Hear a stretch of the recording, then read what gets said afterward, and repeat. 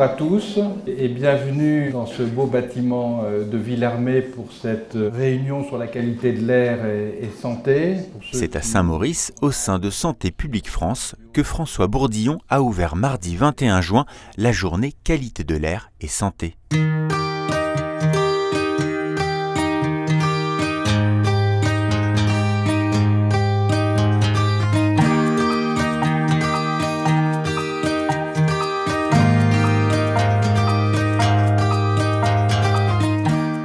Cette journée coïncide avec la publication d'une étude émanant de la nouvelle Agence nationale de santé publique qui révèle que la pollution de l'air est responsable de 48 000 décès chaque année en France. Cette étude, qui porte sur la période 2007-2008, a la particularité d'être la première estampillée 100% française.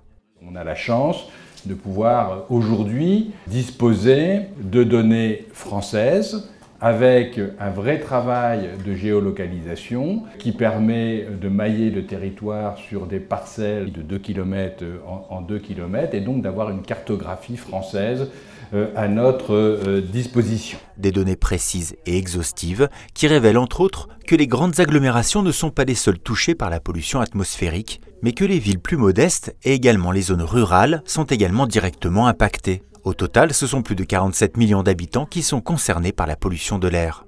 Ce colloque a donc été organisé pour expliciter cette étude, mais également pour constater ce qui est fait pour enrayer le phénomène et ce qu'il est possible de mettre en place. C'est l'occasion de faire de la santé publique et donc d'aborder les actions possibles pour réduire les niveaux de pollution atmosphérique, car, je le dis, c'est le principe même de notre fusion de la création de Santé publique France, c'est de faire en sorte que la connaissance induise de la prévention et donc que les élus, qu'ils soient de communes, qu'ils soient de régions, qu'ils soient de dimension nationale, s'emparent de nos résultats pour pouvoir mener des politiques publiques. Et vous verrez qu'on a des tables rondes qui permettent de souligner les efforts qui sont faits par un certain nombre de villes dans ce domaine.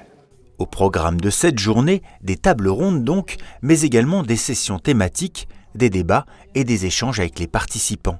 Des participants issus de tous les horizons, le plus souvent en lien avec la santé, satisfaits de cette journée à la fois instructive, utile et constructive. Une journée qualité de l'air et santé qui doit constituer une véritable impulsion en termes de prévention et d'action. On sait très bien que c'est des données macro qui sont évoquées aujourd'hui et que nous, notre travail après, c'est d'essayer de décliner ces grandes orientations sur le terrain de façon à faire prendre conscience à tous les acteurs de terrain à la fois des enjeux et des possibilités d'action qu'ils peuvent avoir entre les mains. Ce sont des journées qui comptent, donc derrière, il faut naturellement essayer de prolonger les discussions qui ont pu être amorcées ou être nourries lors de ces échanges-là.